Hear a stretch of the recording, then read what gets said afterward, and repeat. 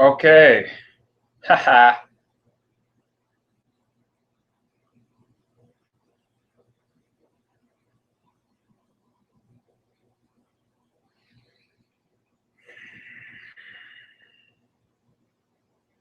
Time for another, whatever these are.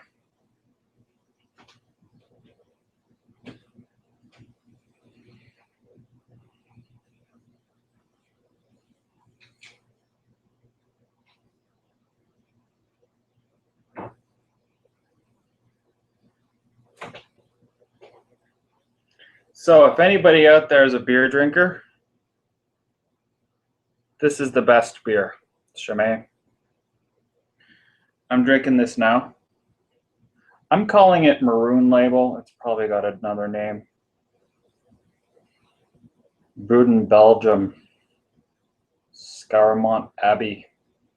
Premier. 7% alcohol. Made by monks.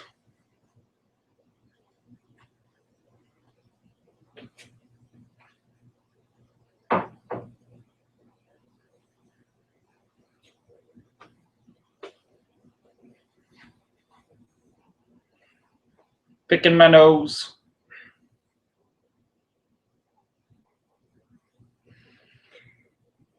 Cheers. Wild man. I got the wild man look going.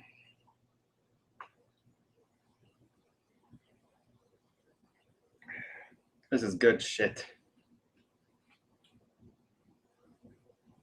So there's a pain. There's a pain. When I go to try and figure this YouTube shit out. It's hard to explain.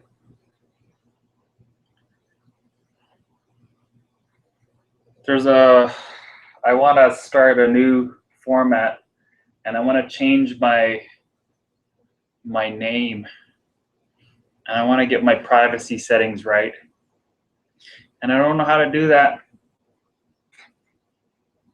and there's pain there. There's pain, lack of aliveness. There's pain. There's emotional pain.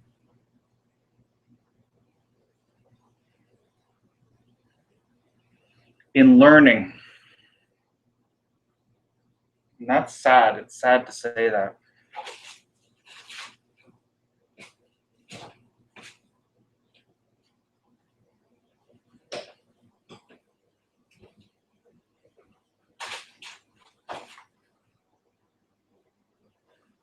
It's a dangerous, dangerous world. It's become very dangerous.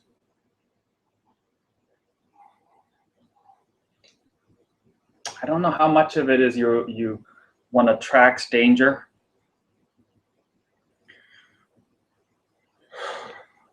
By their orientation. It's like you can seek out danger and then you find it. Or how much of it is just danger seeks you out.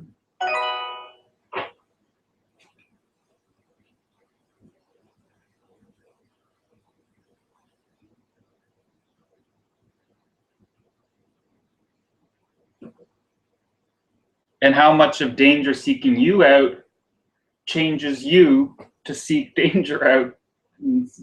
Like, there's almost, I've often wondered this, how much ignorance saves you, right? Cheers to ignorance.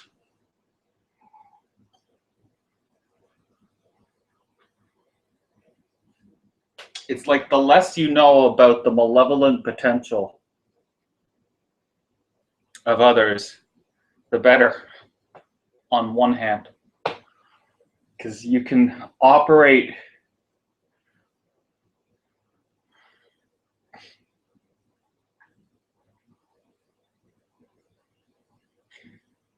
but once you know, I don't know if you can I don't know if you can unopen that door.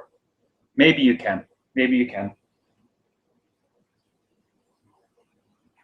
But once it's open, the question I would be is, why would you want to close it? Especially if your premise for living is honesty is the best. Honesty, truth will set you free.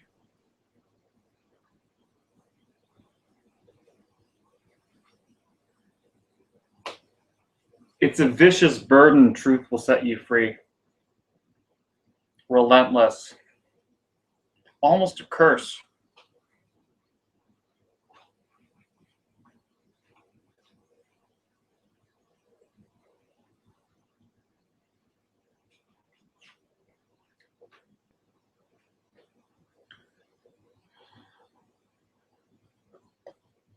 So I've made a few videos. I've got a few people commenting,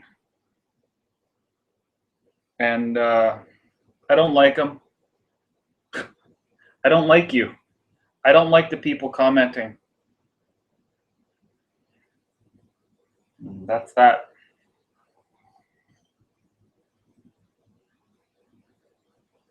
I don't want you as my friend. You're fascinated by me, or you're not. Either way, if you're fascinated, if you're not, I'm attracting a quality of listener that I'm not interested in.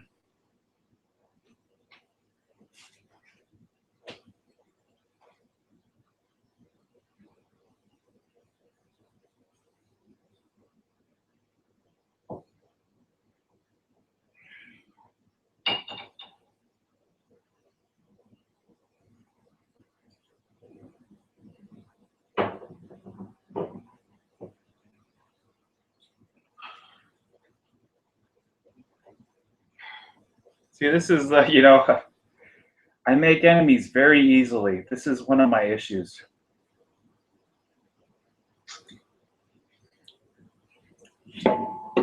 This may be my main issue. It's all connected.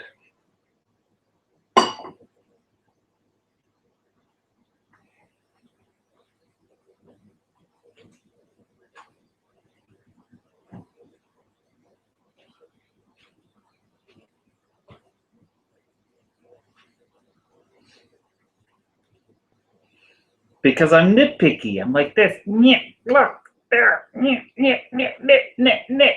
Nitpicky. Look.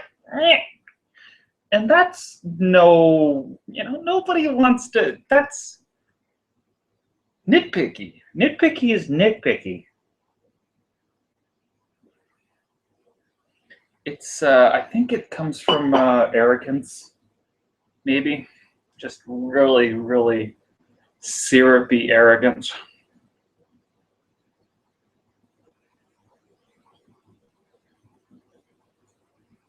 I'm giving these generic labels, journal 1, journal 2, journal 3. It's sort of a, there I go, pick my nose again. It's sort of a safety precaution, so I don't get flagged. There's no safety though. There's no safety. The moment you go public, there's no safety. But if you don't go public, you'll die of starvation. So what are you gonna do? What are you gonna do? Some people seem to intuitively know the line. Private, public. And they walk it. They walk that line. The median. Wouldn't that be nice?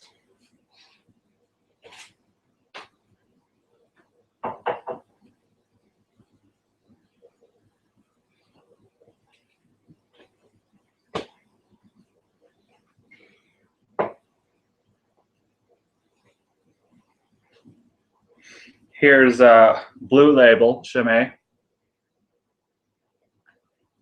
9%.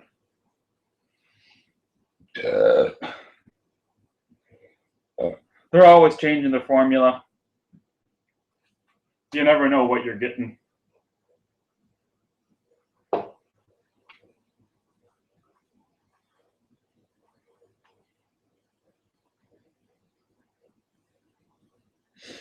Well, I guess I can talk. I had a dream. I had a dream last night. People were dying. They're random. It's like like there was no speciality to the people dying. Some were good, some were bad, some were mediocre. There was no moral component. It was just people. Some people died. Didn't matter who they had been in their life, how good they had been.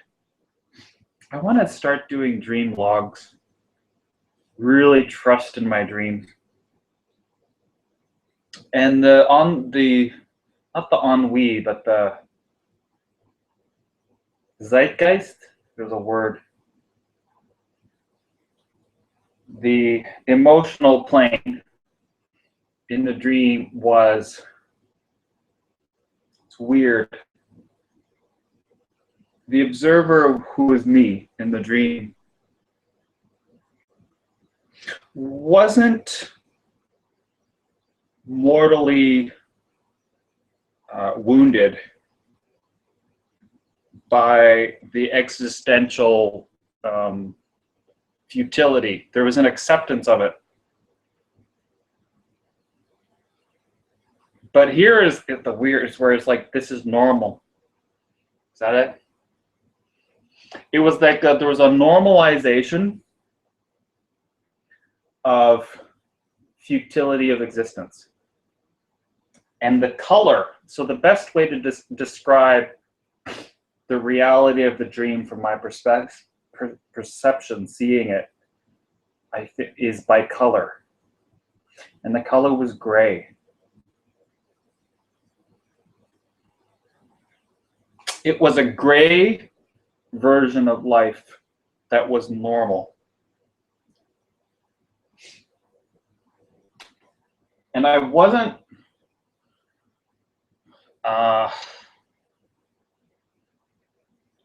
disturbed to a point of suicidal over it. It didn't hurt.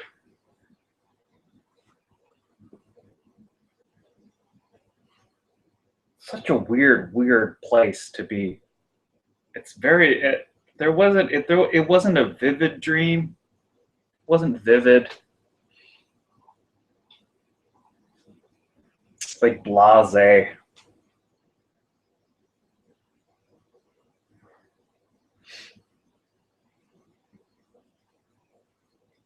It was disturbing on a superficial level.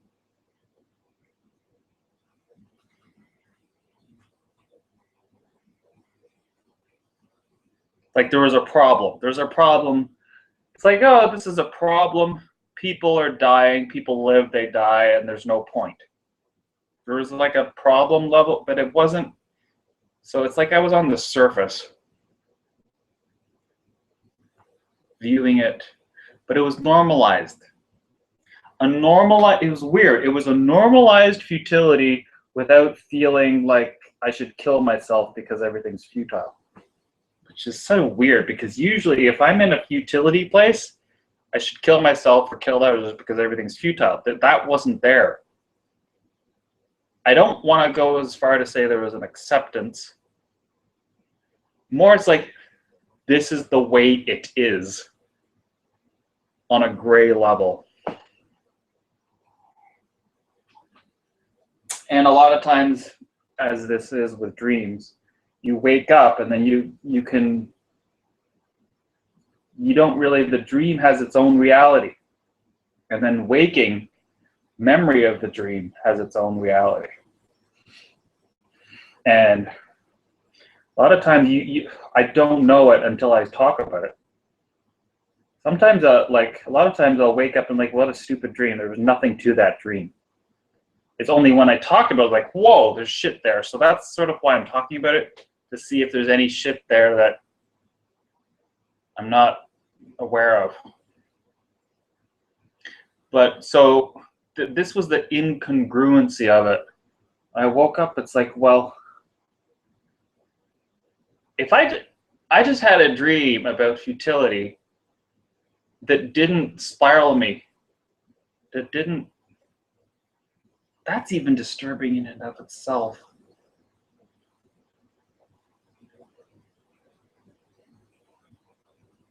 It's almost like my conscience has been seared. That spark of life has been blunted. But so there is a sort of contrast when I recall the dream where people are living and dying at various stages. One person was old, one person was medium age.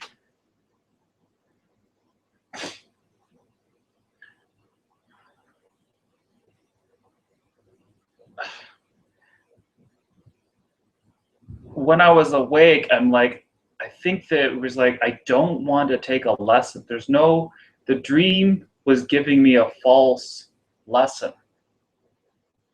And in the waking moments, I'm saying, this is not a dream to trust. This is more like a dream to test. Test out a philosophy, but that's only in the waking moment. In the sleeping moment, it's real, right?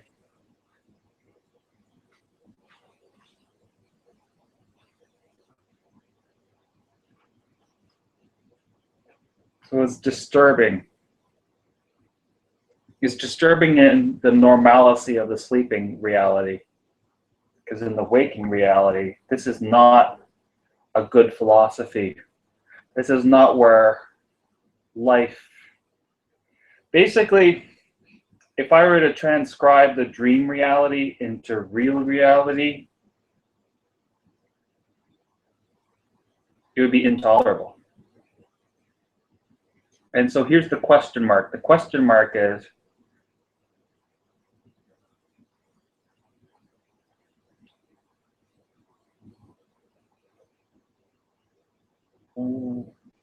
why do I continue to live in reality if my dream that I had is reality? There's no reason to really live.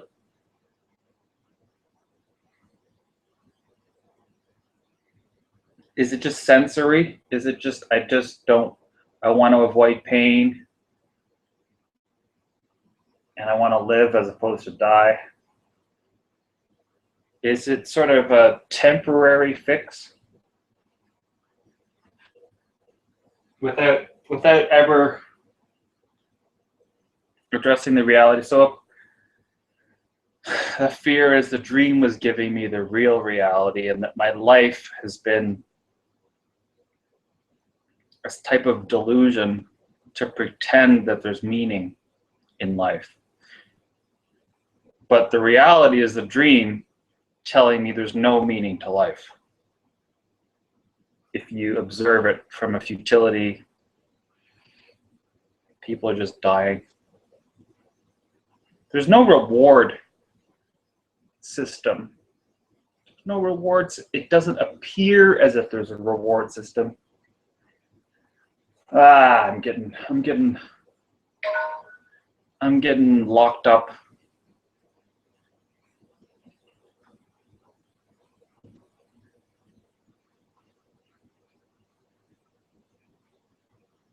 So, I take my dreams as lessons to be learned, but sometimes the dream, it's like I wake up and there's a falseness to the dream, or there's a trueness.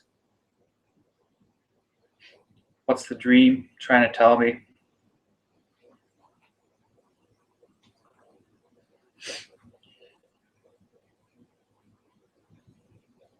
I did not like the fact that I had this dream.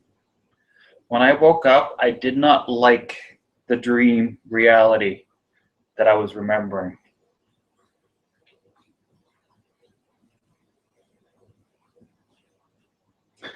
It's as if the dream reality gave me a substrate of reality that was coherent, but that real reality somehow is different. in ways that I don't fully comprehend yet. That's it.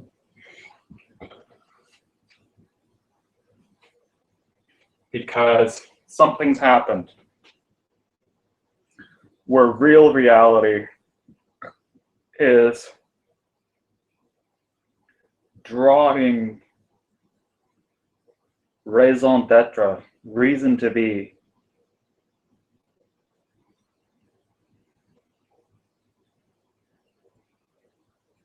reason to live, reason to move, reason to try.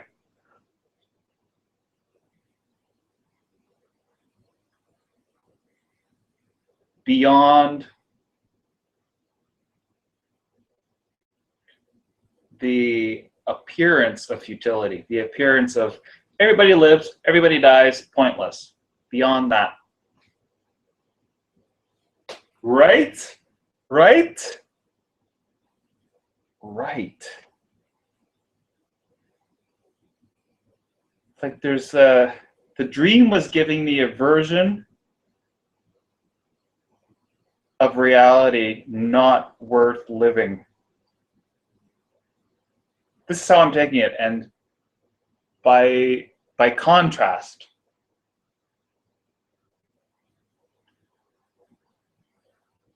to learn what's missing.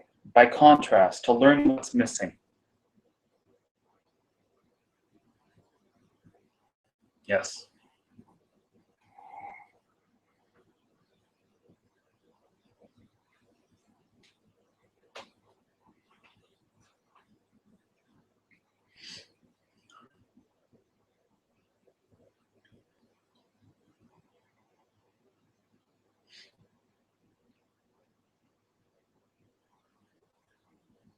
So a part is like I reject this dream, right? I reject it.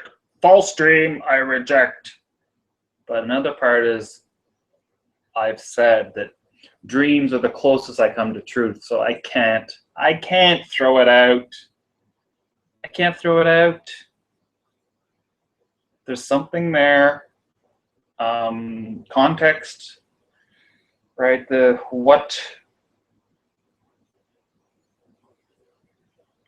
There's always goodness to be found in dreams, even nightmares. This is what I've determined. Nightmare, no matter how bad it is, any version, like a demonic dream, nightmares, futile dreams, traumatic, they're all like demonic dreams. There's always something to learn from them. And these things are trustable, more trustable than anything else that I know. My dreams are the most trustable guides, even if they're horrendous.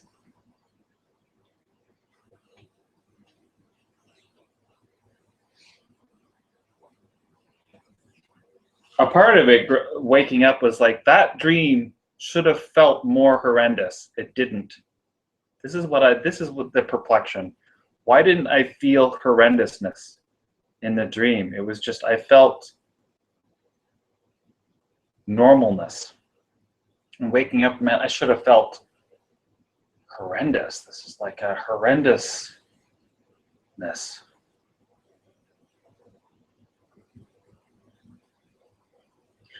I don't know what to do with it. Like with this type of dream, you could just shirk it. Some dreams are truer than others. Sometimes the dreams are just like, oh, that's just my brain playing tricks on me. Some dreams seem truer than others. I could shirk it. I could say, okay, I could categorize it, put this dream into, okay, it's one of those dreams I don't have to pay attention to. And that's okay. I'm okay with that. There are some dreams, they're just fuckery. I'm okay with that. So I'm not fully attached. Usually, how I determine it is how much the dream resonates on a deep spiritual level. If it's really deep and spiritual, if I'm really feeling it, then that's real. this was like a grog. This type of dream is a groggy, cloudy type dream. So it's sort of iffy. It's iffy land.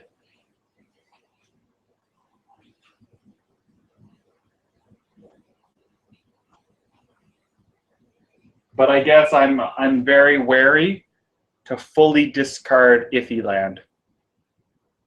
Like there's this, it's like iffy land is like grain of salt. I'll take the dream with a grain of salt.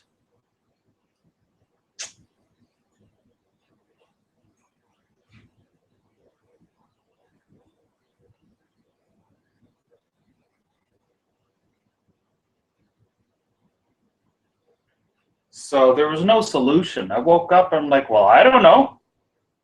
Why is, like, where is the meaning in life? I don't know.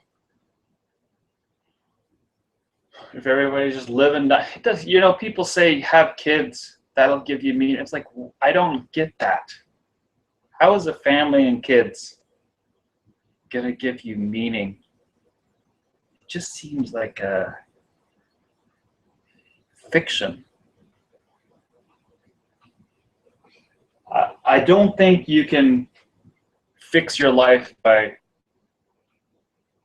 getting hitched up with a partner and having kids, even though that's biology and it's wired into us.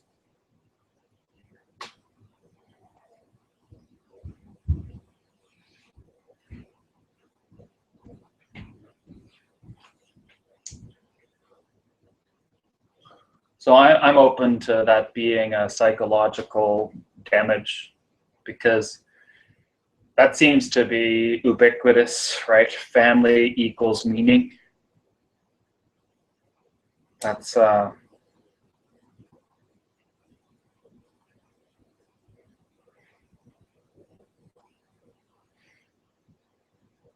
normal. That's normal. You know, purpose in life is family, right?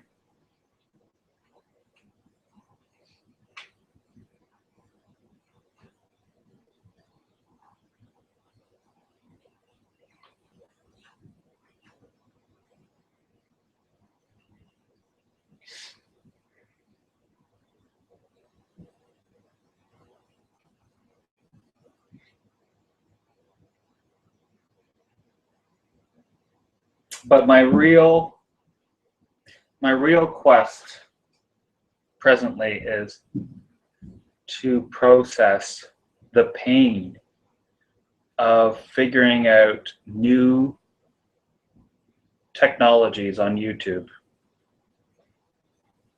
Because that pain, that frustration, that trauma response, that impulse to throw my computer out, smash it to bits, out of frustration that I can't figure shit out.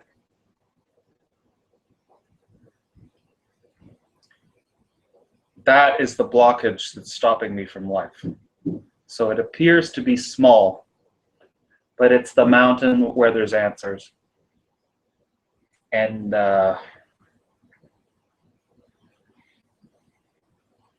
when people talk about doing what you're supposed to do, I'm supposed to work this out. I'm supposed to work out this pain.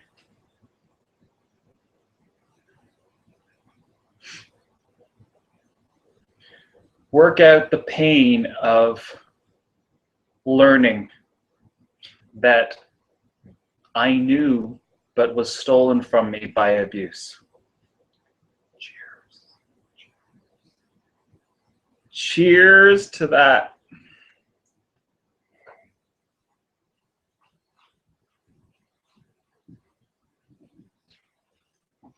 I almost want to repeat that. Work out the pain of learning that was stolen from me by abuse, that I knew it. It was stolen from me by the abuse of common sense, majority,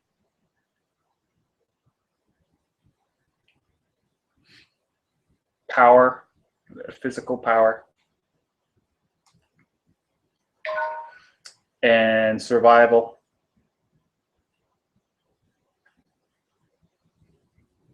Yeah. I'm gonna segue. Not this is not a segue, but I want to get into. I'm having a memory coming up today when I was on one of my Facebook forays in the atheist group. I went still like I'm dabbling, but I was really thick in the atheist exploration Facebook groups. Secularism. And I brought up the concept of the, fundamental idea of process. And people screamed at me, and I feel a poem. There's a poem in me to write about this. They screamed at me, "What are you talking about? What's this process?" And initially I'm like, they're attacking me. They're attacking me. Fuck them. Let me block all the people that are attacking me because they don't understand. They're trying to tear me down, bring me down. They were angry. They wanted to punish me for being unscientific. Right? They're wrapped up in, emotionalism and woo-woo. They like to throw that term around.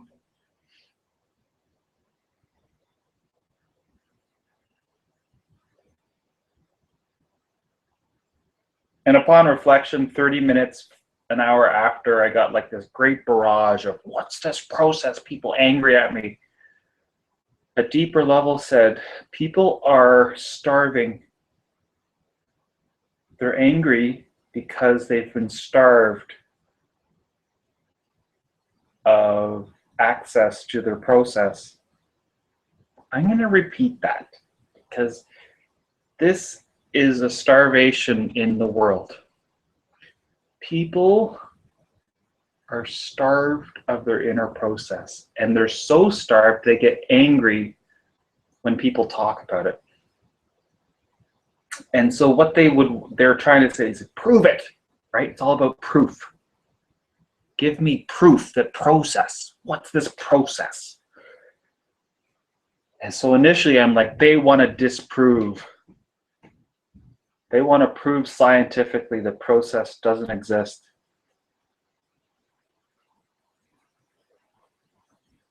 It was only upon reflection that what they actually were asking for was someone to help them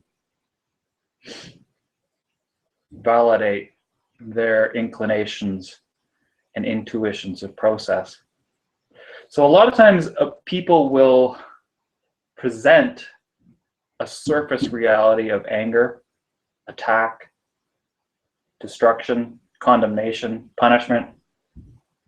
And if you just interpret their response on that level, you'll have an understanding, or a perception of where they're coming from that may not be where they're actually coming from on a deeper level. And I thought about it, it's like this anger response, this condemnation response. It's more like people who have been betrayed by their parents and society, and their soul is crying out, and the only way their soul knows to cry out is to attack and condemn and demand proof. But what they're really asking is, it's almost like if you need an interpretation, you need like to interpret. Like when somebody attacks you and demands proof and condemns you for being woo-woo and emotional, as if that's a crime, they're asking for help with their, like, so you could interpret it as, fuck your unscientific process claims.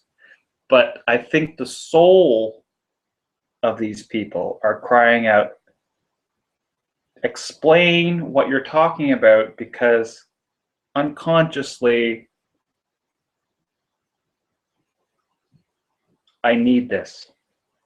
But nobody in my life has ever been trustworthy enough to explore this.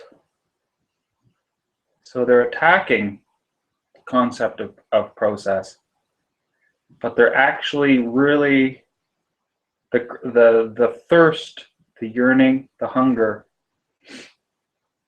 is to have it explained to them so that they can buy into it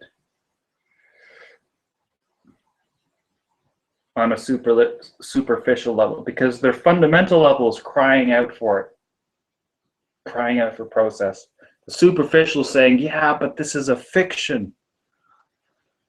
This is imagination. This is pointless. There's no purpose. You can't prove it. Like, prove it, right? They're pointing at you. They're pointing and say, prove it. Prove that a process exists. And if you were to actually sum up the spirit of atheists and scientifically minded, quote unquote, scientifically minded people, like, proof, you could sum up all their condemnation, their rage, their anger. It could sum up, prove that process exists. A lot of them didn't even know. They're like, define process, right? All these scientists, they want you to define it, or else it's not real. If you can't define it to my satisfaction, then this is not real.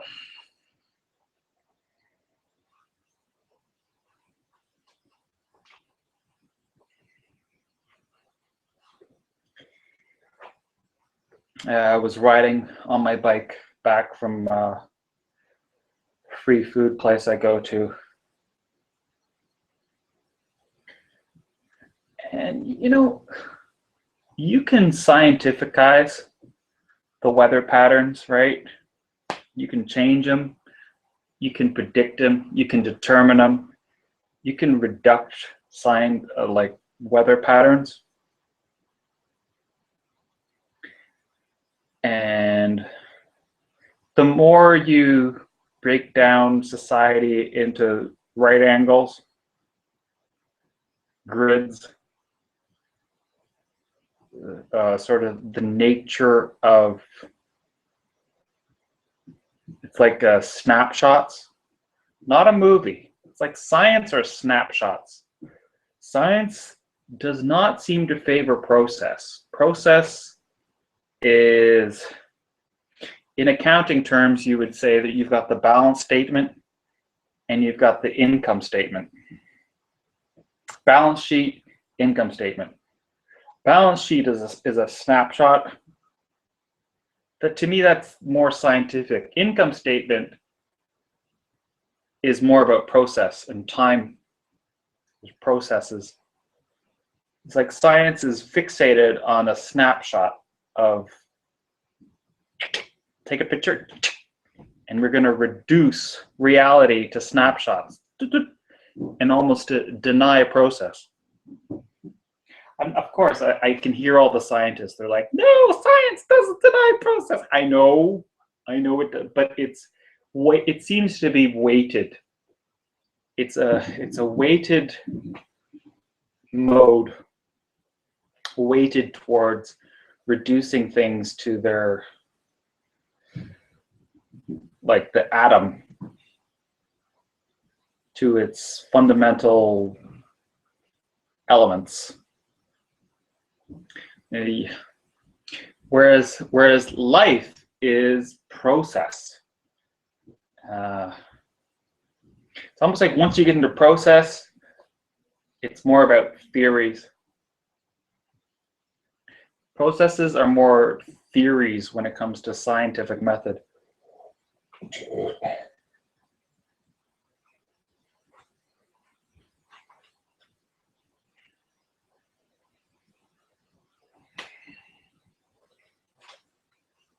Where was I going with this? I'm off track. Yeah, process. I'm writing back and I'm watching the cloud, the shadow of the cloud on the pavement. And the cloud goes across the pavement. And you can see it. It's a sunny day. There's a cloud on the pavement. And there's process here. But it's like the more human beings congregate, like inner city type shit, the less process there is and more reductionist, where it gets down to, I don't know how to describe it.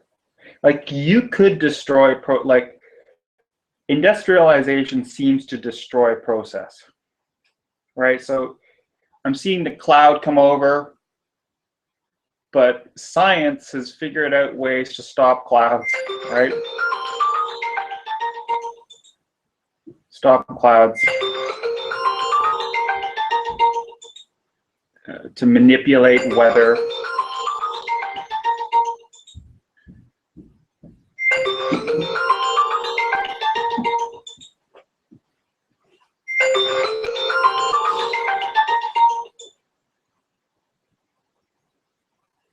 And you can do that. You can stop process. You can reduce, reductionist. But the imagery that comes to mind when you do that, like inner city, gang warfare, everything becomes gray, nothing grows. Hand to mouth, there's a hand to mouth, sort of very basic. It's very rudimentary, and it's like a life not worth living. It becomes more existence versus living. Like our language has evolved to call us human beings. And the more you dissect and quote unquote live in the world without process, the more you're coming from being a human being to a human existence. So, you know, drug cartels, despots who top down authoritarian systems, they quote unquote work in a way, but it's not a way worth living. This is the question that a lot of people seem to, like you look at Maslow's hierarchy of needs, you know, food, shelter, all the stuff. But the unquestioned question is, well, is this a life worth living? Is it a life worth living? So you're living, but for what? You can exist, but is it worth it?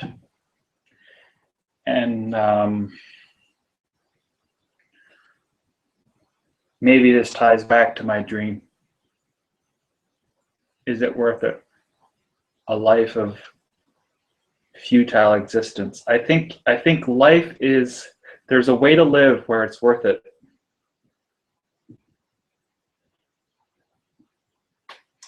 There is a way to live where it's worth it, and I don't think getting married and having kids is the answer. I've never thought that. Now, I could be wrong. I could be wrong. I could wake up tomorrow and be like, oh, I get it.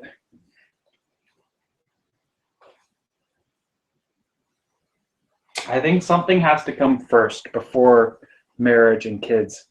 Life has to be worth living first before you bring life to others. Right? I mean, it's so obvious to me. But, you know, maybe people don't think this through. I think you have to find a reality where life is worth living, and then and only then do you bring more living beings into the world, because you found the premise that life is worth living. But this is like the primary, a priori, first thing is find a life worth living. And then get married and have kids. Don't get married and have kids to find a life worth living. I think the order is backwards. That's just because if you do it backwards, it's all wrong. You're doing it for the wrong reasons. You're going to damage your children, damage your partner, because you're using them to find a life worth living. That goes against life. It's like you're using them as objects to prop you up. And there's so much wrong with that. Good God. That's just like that's like a pyramid of corpses. So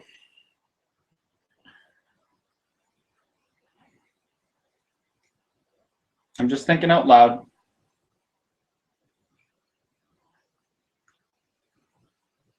Maybe it's not a all or nothing thing. Maybe it's a give and take. You live and procreate with others. That helps you find reason for living. That helps you with others. That helps you reason with living. So maybe it's not an all or nothing. Maybe. And maybe I'm wrong to sort of demand a pristine raison d'etre before getting a partner and having children. So again, this is possibly a perfectionist trauma issue of mine. But I don't want to give up my intuitions. I don't want to give up my knowingness.